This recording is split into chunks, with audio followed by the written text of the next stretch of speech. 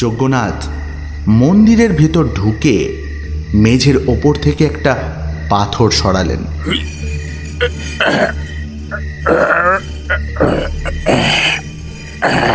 নিতাই দেখল নিচে একটা ঘরের মতো এবং সেই ঘরে প্রদীপ জ্বলছে।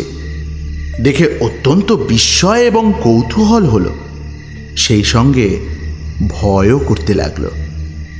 একটা মই বেয়ে যজ্ঞনাথ নিচে নেমে গেলেন, তার পিছনে পিছনে নিতাইও। নিচে গিয়ে নিতাই দেখল চারিদিকে পেতলের কলসি, মাঝখানে একটা আসন এবং তার সামনে সিঁদুর, চন্দন, ফুলের মালা, পুজোর যাবতীয় উপকরণ। নিতাই কৌতূহলী হয়ে কয়েকটা ঘড়ায় উঁকি মেরে দেখতে গেল। দেখল সেখানে কেবল মোহর আর মোহর। যজ্ঞনাথ বললেন, নিতাই, আমি বলেছিলাম আমার সমস্ত টাকা তোমাকে দেব। আর বেশি কিছু নেই, তবে এই কটি মাত্র ঘোড়া আমার সম্বল। আজ আমি এ সমস্তটাই তোমার হাতে তুলে দেব।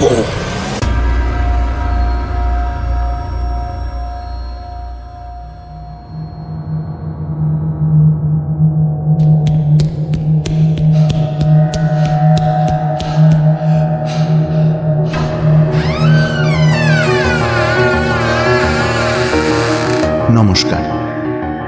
কলাকানন শিল্প ও সাংস্কৃতিক গ্রুপের ইউটিউব চ্যানেলে আপনাদের সকলকে স্বাগতম। আমরা টিম কলাকানন, আর আমাদের অন্যান্য বিভাগের মধ্যে অন্যতম এই বিভাগ কাহিনী বাহিনী। রহস্য, রোমাঞ্চ, প্রেম, কৌতুক এবং ভয়ের সাথে জুড়ে থাকুন আমাদের এই কাহিনী বাহিনী সিরিজের সাথে।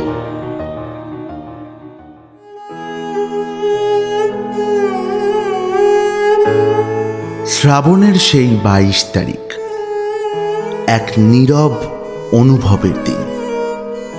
এই দিন পৃথিবীর কর্মশালা থেকে ছুটি পেয়ে বিদায় নিয়েছিলেন কবি।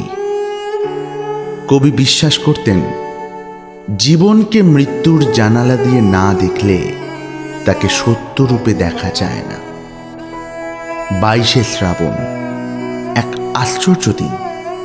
দিনটাকে নিয়ে মহা ধন্দে পড়ে আছি সেই ছোটবেলা থেকে, কারণ দিনটা নীরবতার।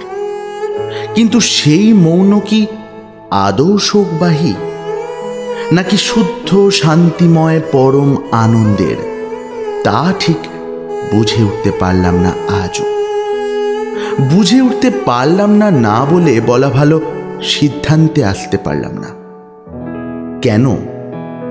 বঙ্গভাষী বিশ্বের সবচেয়ে প্রিয় মানুষটির মৃত্যুদিন কি আমাদের কাছে কখনো অশোকের হতে পারে?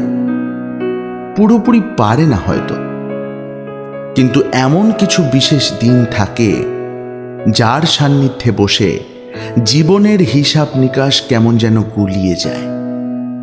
গুলিয়ে যায় বলতে প্রত্যেকটা শব্দের অর্থ তৈরি হওয়ার আড়ালে যে সোজা হিসেবের বাইনারি বা দ্বিধাদ্বন্দ্বগুলো থাকে, যেমন ভালো মন্দ, সাদা কালো, ছোট বড়, আনন্দ দুঃখ ইত্যাদি, তাদের পরস্পর বিরোধী সম্পর্কগুলো আশ্চর্যভাবে ভেঙে যেতে থাকে।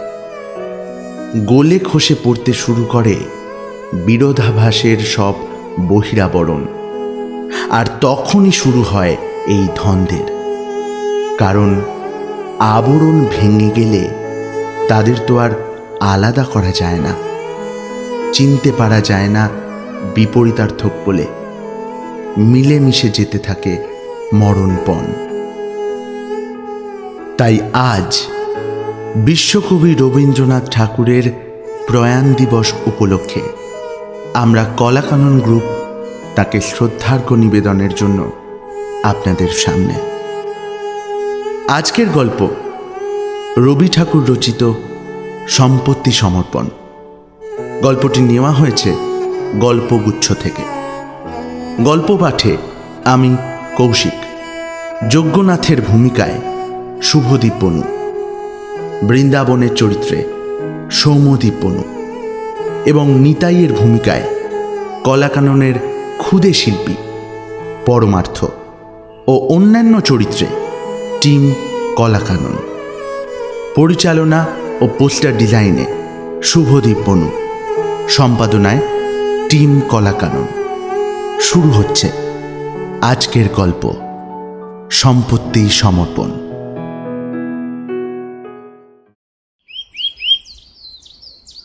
বৃন্দাবন কুণ্ড প্রচণ্ড রেগে এসে বাপকে বলল, আমি এখনই চললাম। বাপ যজ্ঞনাথ কুণ্ড বললেন, বেটা অকৃতজ্ঞ, ছেলেবেলা থেকে তোকে খাওয়াতে পড়াতে যে খরচ হয়েছে তা পরিশোধ করবার নাম নেই, আমার তেজ দেখো না। যজ্ঞনাথের ঘরে যেরকম থাকা খাওয়ার প্রথা, তাতে খুব যে বেশি খরচ হয়েছে তা কিন্তু নয়। প্রাচীনকালে ঋষিরা খাবার এবং পোশাক সম্বন্ধে অসম্ভব অল্প খরচে জীবন নির্বাহ করতেন। যজ্ঞনাথের ব্যবহারে প্রকাশ পেল বেশভূষা আহার বিহারে তার ঠিক সেই রকম আদর্শ ছিল। সম্পূর্ণ সিদ্ধিলাভ করতে পারেননি। সে কতকটা আধুনিক সমাজের দোষে এবং কতকটা শরীর রক্ষা সম্বন্ধে প্রকৃতির কিছুটা অন্যায় নিয়মের অনুরোধে।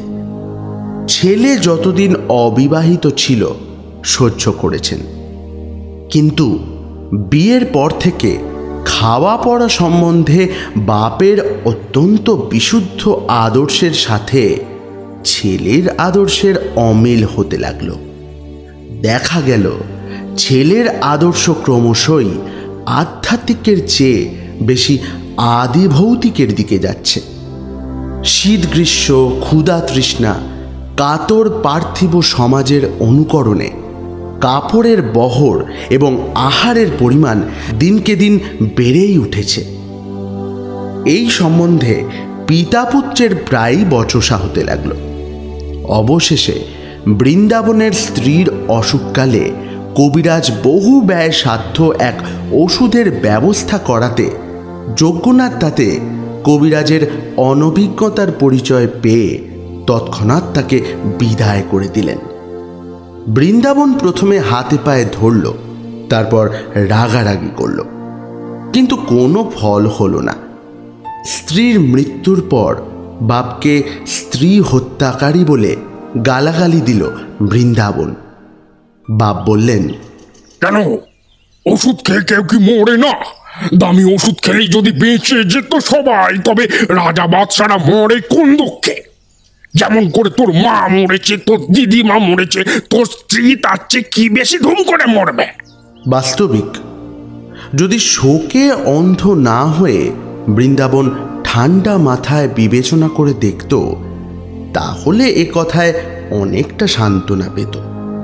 তার মা দিদিমা কেউই মরবার সময় ওষুধ খাননি। এ বাড়ির এই রকমই সনাতন প্রথা। কিন্তু আধুনিক লোকেরা প্রাচীন নিয়মে মরতেও চায় না। যে সময়ের কথা বলছি, তখন এদেশে ইংরেজের নতুন সমাগম হয়েছে। কিন্তু সে সময়েও তখনকার সেকালের লোক তখনকার একালের লোকের ব্যবহার দেখে হতবুদ্ধি হয়ে বেশি করে তামাক টানত। যাকে তখনকার নব্য বৃন্দাবন তখনকার প্রাচীন যজ্ঞনাথের সাথে বিবাদ করে বলল, আমি চললাম। আমি।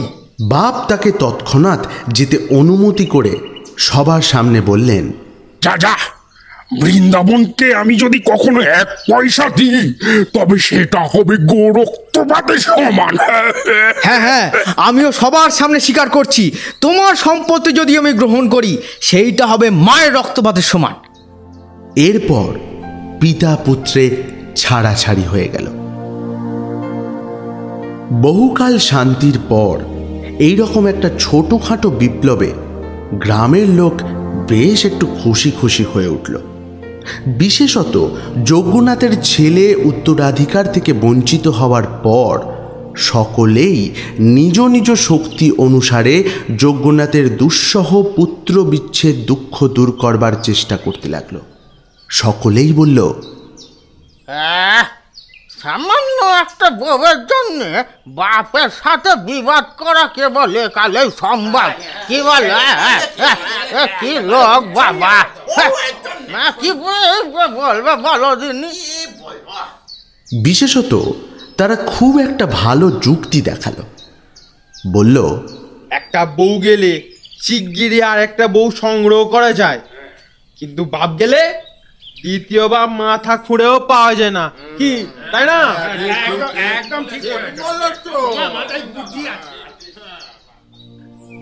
যুক্তি খুব পাকা, সন্দেহ নেই, কিন্তু আমার বিশ্বাস বৃন্দাবনের মতো ছেলে এই যুক্তি শুনলে অনুতপ্ত না হয়ে বরং খানিকটা আশ্বস্ত হতো। বৃন্দাবনের বিদায়কালে যে তার বাবা প্রচণ্ড দুঃখ পেয়েছিলেন, কষ্ট পেয়েছিলেন, তা মনে হয় না। বৃন্দাবন যাওয়াতে এক তো খরচ কমল, তার ওপর যজ্ঞনাথের একটা মস্ত বড় ভয় দূর হলো। বৃন্দাবন কখন তাকে বিষ খাইয়ে মারে এই আশঙ্কা তাঁর ছিল সারাক্ষণ। যে অল্প একটু খাবার খেতেন তার সঙ্গে বিষের কল্পনা সারাক্ষণ করে যেতেন। বউয়ের মৃত্যুর পর এই আশঙ্কা কিছুটা কমেছিল এবং পুত্রের বিদায়ের পর অনেকটা নিশ্চিন্ত বোধ করতে লাগলেন। কেবল একটা ব্যথা মনে বাজত হামেশাই। যজ্ঞনাথের 4 বছরের নাতি গোকুলচন্দ্রকে বৃন্দাবন সঙ্গে নিয়ে গিয়েছিল। গোকুলের খাওয়া পড়ার খরচ খুবই কম, সুতরাং তার প্রতি যজ্ঞনাথের স্নেহ অনেকটা বেশি ছিল। তাই বৃন্দাবন যখন তাকে নিয়ে চলে গেল তখন অকৃত্রিম শোকের মধ্যেও যজ্ঞনাথের মনে মুহূর্তের জন্য একটা জমা খরচের হিসেব দেখা দিয়েছিল। দুজনে চলে গেলে মাসে কতটা খরচ কমে এবং বছরে কতটা দাঁড়ায়, এবং যে টাকাটা সাশ্রয় হয় তা কত টাকার সুদ। কিন্তু তবু শূন্য বাড়িতে গোকুলচন্দ্রের উপদ্রব না থাকাতে ওই বাড়িতে বাস করাটাই কঠিন হয়ে দাঁড়ালো। আজকাল যজ্ঞনাথের ভারী মুশকিল হয়েছে। পূজার সময় কেউ ব্যাঘাত করে না, খাওয়ার সময় কেউ কেড়ে খায় না, হিসেব লেখবার সময় দোয়াত নিয়ে পালিয়ে যায় এমন উপযুক্ত লোক না, আর কেউ নেই। নিরুপদ্রবে স্নান খাওয়া সেরে তাঁর মন ব্যাকুল হয়ে উঠতে লাগল। মনে হলো যেন মৃত্যুর পরেই লোকে এই রকম উৎপাতহীন শূন্যতা লাভ করে। বিশেষ করে বিছানার কাঁথায় এবং বসবার মাদুরে তার নাতির হাতের শিল্প সৃষ্টি দেখে তাঁর মন আরও অশান্ত হয়ে উঠত। সেই বেহিসেবি বালকটি 2 বছরের মধ্যে পরিধানের ধুতি সম্পূর্ণ ব্যবহারের অযোগ্য করে তুলেছিল বলে তাকে সে প্রচণ্ড বকেছিল।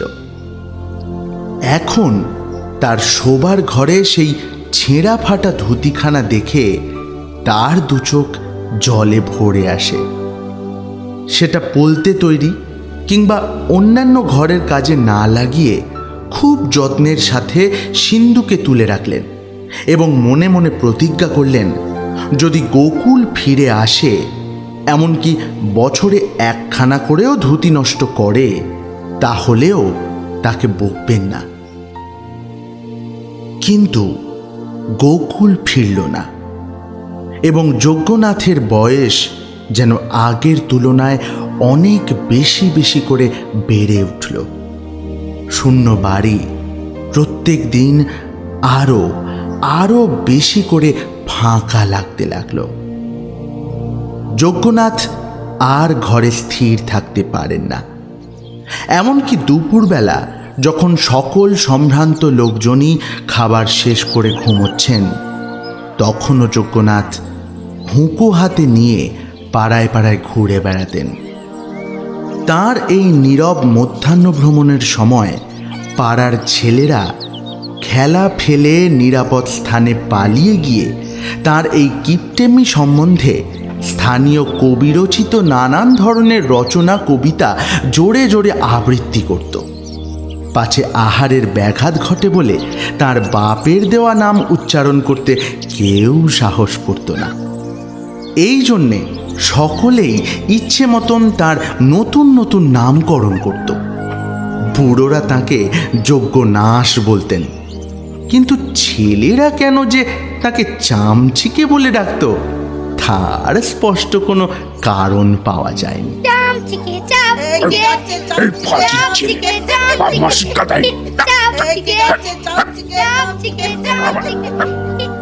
বোধহয় তার রক্তহীন শীর্ণ চামড়ার সাথে উক্ত প্রাণীর কোনো রকম শরীরগত সাদৃশ্য ছিল। একদিন এই রকম গ্রামের পথে যজ্ঞনাথ দুপুরবেলা বেরিয়েছিলেন। দেখলেন একজন অপরিচিত বালক গ্রামের ছেলেদের সর্দার হয়ে উঠে একটা সম্পূর্ণ নতুন উপদ্রবের রাস্তা দেখাচ্ছে। শোন, তুই এখানে দাঁড়া, তুই ওই মাটির ঢিপিটার উপরে গিয়ে দাঁড়া, তুই তুই যা ওখানে। জানিস তো আমি একটা খুব ভালো খেলা জানি, খুব মজা হবে। অন্যান্য বালকেরা তার চরিত্রের বল এবং কল্পনার নতুনত্বে অভিভূত হয়ে এক মনে তার বশও মানছে। অন্য বালকেরা বৃদ্ধকে দেখে যেরকম খেলায় ভঙ্গ দিত, এ কিন্তু সেটা না করে চট করে এসে যজ্ঞনাথের গায়ের কাছে একটা চাদর ঝাড়া দিল এবং একটা বন্ধনমুক্ত গিরগিটি চাদর থেকে লাফিয়ে পড়ে তার গা বেয়ে জঙ্গলের দিকে পালিয়ে গেল। আকস্মিক ভয়ে বৃদ্ধের সারা শরীর কেঁপে উঠল। ছেলেদের মধ্যে ভারী একটা আনন্দের কলরব পড়ে গেল।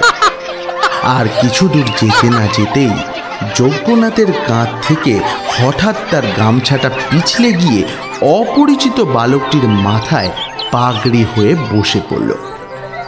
এই অজ্ঞাত বালকটির কাছ থেকে এই রকম নতুন প্রণালীর অত্যাচার পেয়ে যজ্ঞনাথ একটু সন্তুষ্ট হলেন।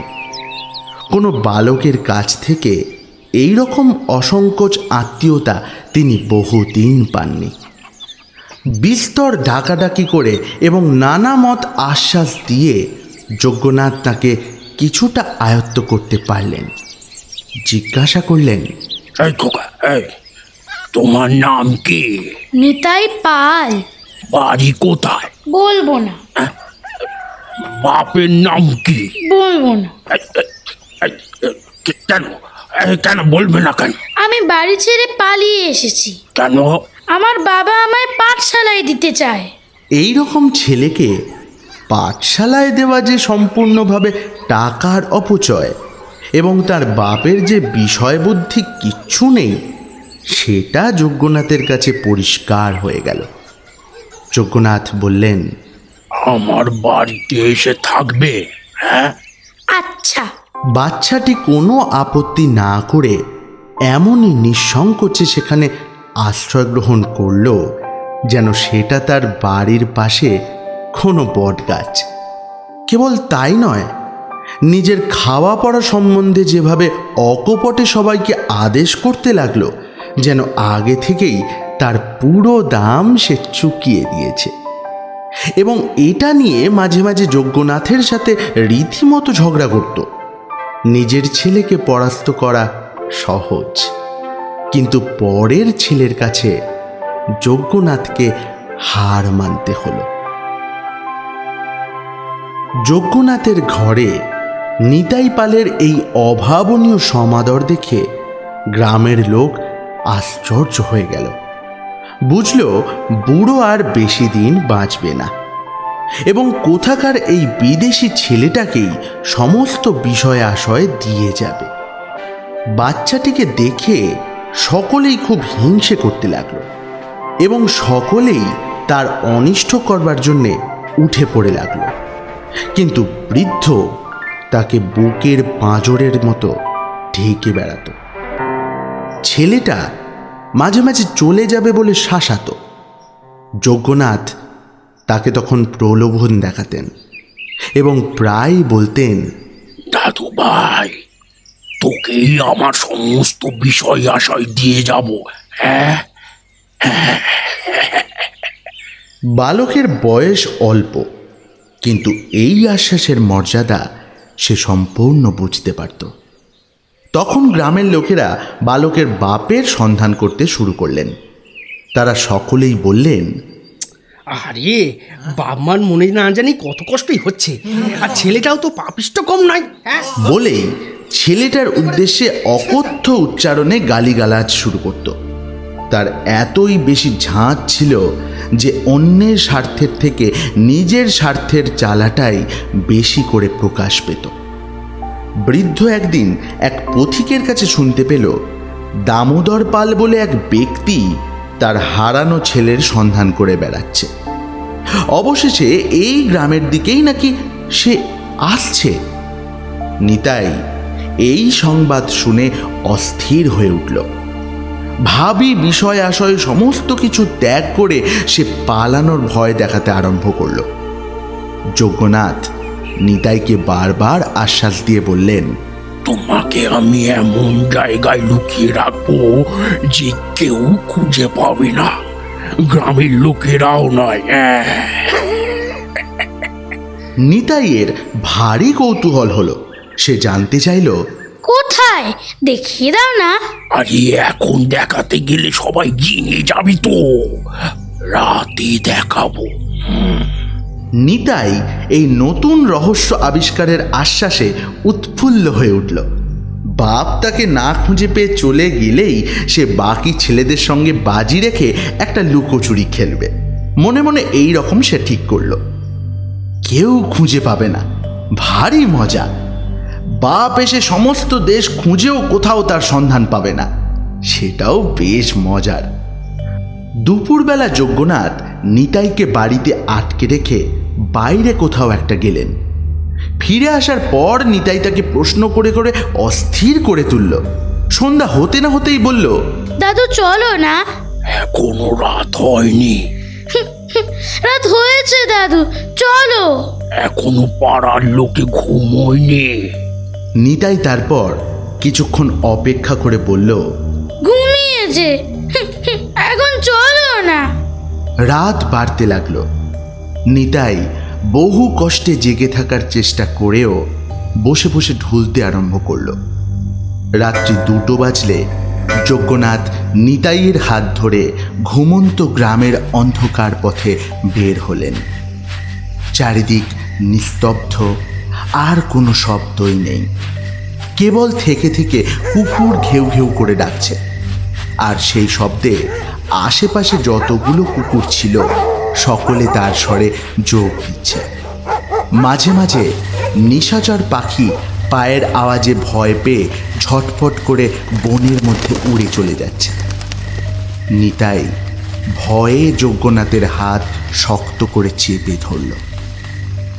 অনেক মাঠ ভেঙে অবশেষে এক জঙ্গলের মধ্যে এক দেবতাহীন ভাঙা মন্দিরে গিয়ে দুজনে উপস্থিত হল। নিতাই মৃদু স্বরে বলল, এইখানে? নিতাই যেই রকম মনে করেছিল সেই রকম কিছুই নেই।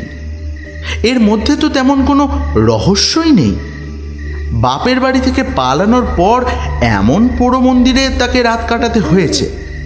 স্থানটা যদিও লুকোচুরি খেলার পক্ষে মন্দ নয়, কিন্তু তবু এখান থেকে খুঁজে বের করতে পারাটা মোটেও অসম্ভব নয়। যজ্ঞনাথ মন্দিরের ভেতর ঢুকে মেঝের ওপর থেকে একটা পাথর সরালেন।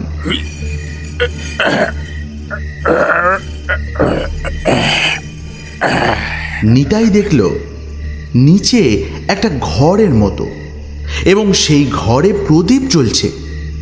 দেখে অত্যন্ত বিস্ময় এবং কৌতূহল হলো, সেই সঙ্গে ভয়ও করতে লাগলো। একটা মই বেয়ে যজ্ঞনাথ নিচে নেমে গেলেন, তার পিছনে পিছনে নিতাইও। নিচে গিয়ে নিতাই দেখল চারিদিকে পেতলের কলসি, মাঝখানে একটা আসন এবং তার সামনে সিঁদুর, চন্দন, ফুলের মালা, পুজোর যাবতীয় উপকরণ। নিতাই কৌতূহলী হয়ে কয়েকটা ঘড়ায় উঁকি মেরে দেখতে গেল। দেখল সেখানে কেবল মোহর আর মোহর। যজ্ঞনাথ বললেন, নিতাই, আমি বলেছিলাম আমার সমস্ত টাকা তোমাকে দেব। আর বেশি কিছু নেই, তবে এই কটি মাত্র ঘোড়া আমার সম্বল। আজ আমি এ সমস্তটাই তোমার হাতে তুলে দেব। নিতাই লাফিয়ে উঠল, বলল, সব টাকা আমায় দিয়ে দেবে? এর থেকে একটা টাকাও তুমি নেবে না? যদি নিই তবে আমার হাতে যেন কুষ্ঠ হয়।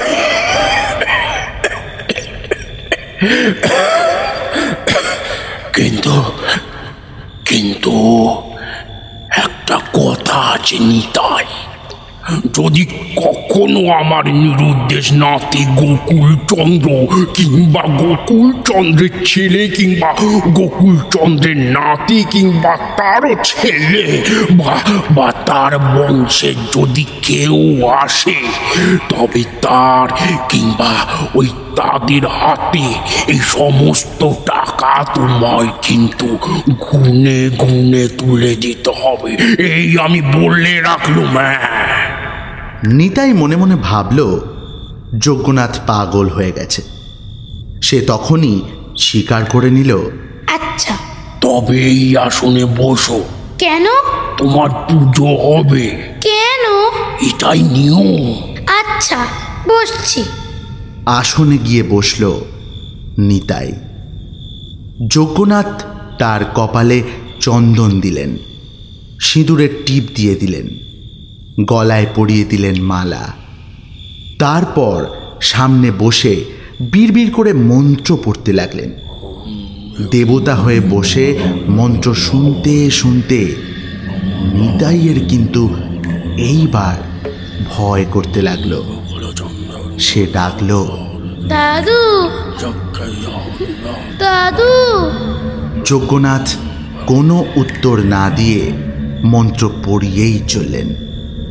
অবশেষে একটি ঘোড়া বহু কষ্টে টেনে এনে বালকের সামনে সে রেখে উৎসর্গ করলেন এবং প্রত্যেকবার নিতাইকে দিয়ে বলিয়ে নিলেন, যুধিষ্ঠির কুণ্ডের পুত্র গদাধর কুণ্ড, তস্য পুত্র প্রাণকৃষ্ণ কুণ্ড, তস্য পুত্র পরমানন্দ কুণ্ড, তস্য যজ্ঞনাথ কুণ্ড, তস্য পুত্র বৃন্দাবন কুণ্ড, তস্য পুত্র গোকুল চন্দ্র কুণ্ডকে কিংবা তাহার পুত্র বা পৌত্র অথবা প্রপৌত্রকে কিংবা তাহার বংশের ন্যায্য উত্তরাধিকারীকে এই সমস্ত টাকা গুনিয়া দিব। বলো বলো বলো বলো। এইরকম বারবার আবৃত্তি করতে করতে ছেলেটা হতবুদ্ধির মতো হয়ে গেল। তার জিভ ক্রমে জড়িয়ে এলো। যখন অনুষ্ঠান শেষ হলো তখন দ্বীপের ধোঁয়া আর দুজনের নিঃশ্বাসে ওই ছোট্ট গহ্বরে দম বন্ধ হয়ে আসতে লাগলো। নিতাইয়ের তালু শুকনো হয়ে গেল, হাত পা জ্বালা করতে লাগলো, শ্বাস শ্বাস আটকে যাবার জোগাড়। প্রদীপের আলো ক্রমে ম্লান হতে হতে একটা সময় নিভে গেল। অন্ধকারেই নিতাই অনুভব করল যজ্ঞনাথ মই বেয়ে উপরের দিকে উঠছে। ব্যাকুল হয়ে সে বলল, দাদু, দাদু কোথায় যাচ্ছ? আমি চললাম, তুই এখানে থাক, তোকে আর কেউই খুঁজে পাবে না। কিন্তু কিন্তু মনে রাখিস, যজ্ঞনাথের পৌত্র বৃন্দাবনের পুত্র গোকুল চন্দ্র, গোকুল চন্দ্র, গোকুল চন্দ্র বলে উপরে উঠেই যজ্ঞনাথ মই তুলে নিলেন। নিতাই রুদ্ধশ্বাস কণ্ঠে বহু কষ্টে বলে উঠল, দাদু, আমি বাবার কাছে যাব। যজ্ঞনাথ গহ্বরের মুখে পাথর চাপা দিলেন। তারপর কান পেতে শুনলেন নিতাই আর একবার রুদ্ধ কণ্ঠে ডেকে উঠছে, বাবা, বাবা, বাবা আমায় বন্ধ করে দিয়েছে। বাবা আমায় নিয়ে চলো, আমি থাকবো না এখানে। বাবা, বাবা।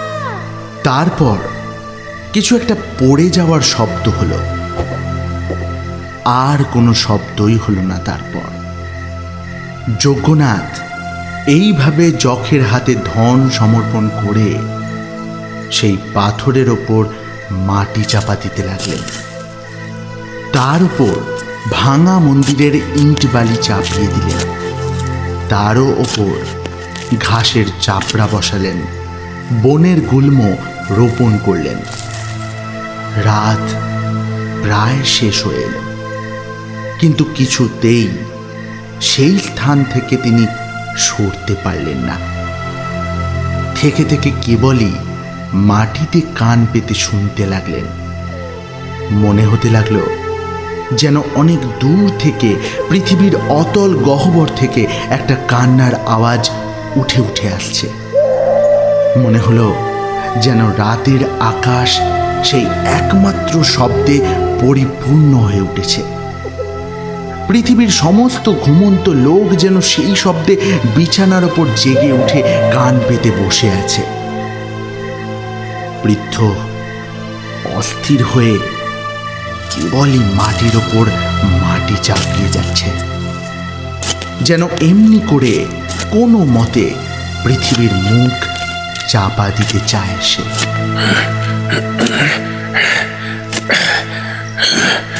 গোকুলচন্দ্র, গোকুলচন্দ্র, গোকুলচন্দ্র।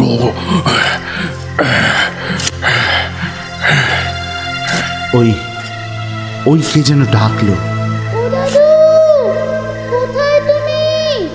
বৃদ্ধ মাটিতে আঘাত করে বলল, ওফ, চুপ, চুপ কর, চুপ, একদম চুপ। সবাই শুনতে পাবে, সবাই শুনতে পাবে। চুপ, নিতাই, নিতাই, চুপ কর, সবাই শুনতে পাবে। চুপ, চুপ, চুপ। ওই আবার কে যেন ডাকে। ও বাবা, কোথায় তুমি? দেখো, দাদু আমায় মারছে। আমার খুব ভয় করছে। বাবা।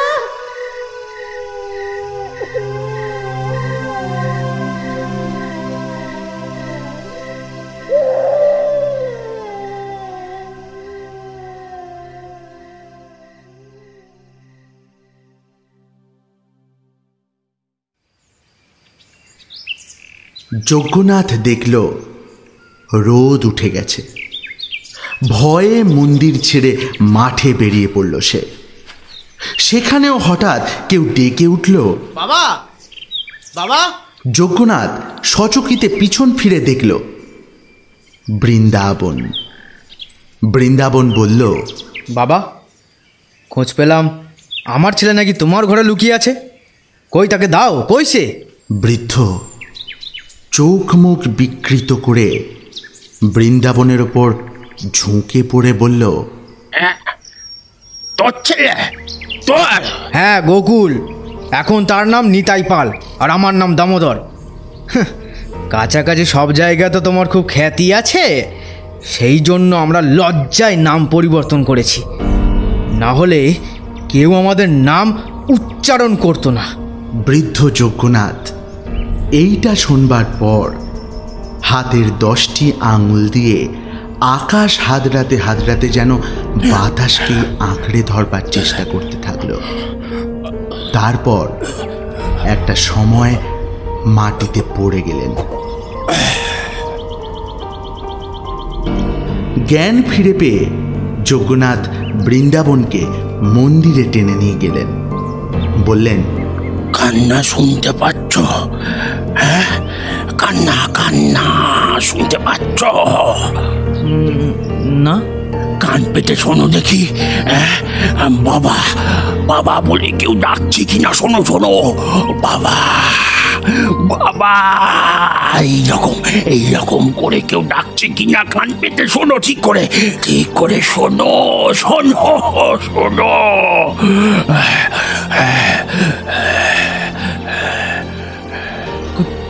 কই কই না তো। বৃদ্ধ তখন যেন ভারী নিশ্চিন্ত হলেন।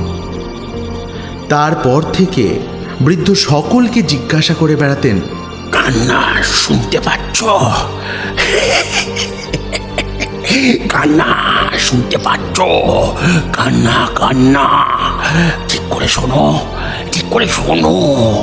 কান্না পাচ্ছ কিনা শোনো।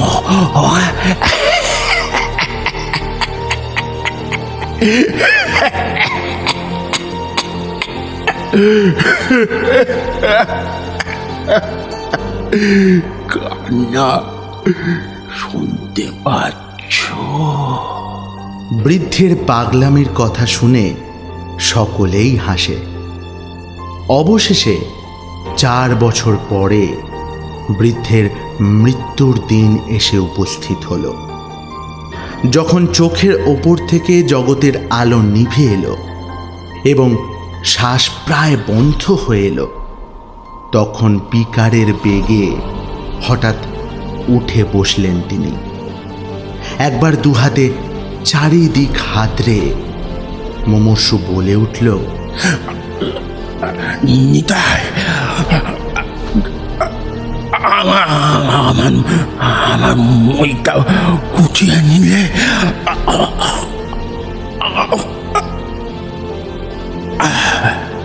সেই আলো বাতাসহীন মহাগহ্বর থেকে উঠবার মই খুঁজে না পেয়ে আবার সে ধপ করে বিছানায় পড়ে গেল।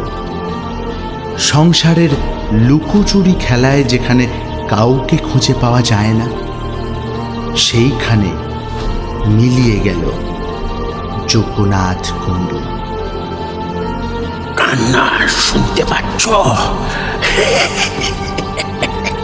কান্না শুনতে পাচ্ছ? কান্না কান্না ঠিক করে শোনো, ঠিক করে শোনো। কান্না পাচ্ছ কিনা শোনো।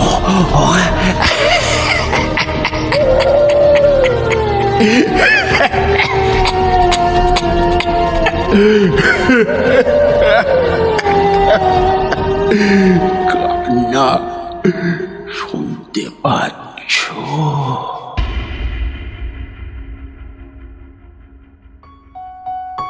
শেষ হলো আজকের গল্প সম্পত্তির সমর্পণ। গল্পটি কেমন লাগলো আমাদের জানাতে ভুলবেন না ইউটিউব কমেন্ট বক্সে।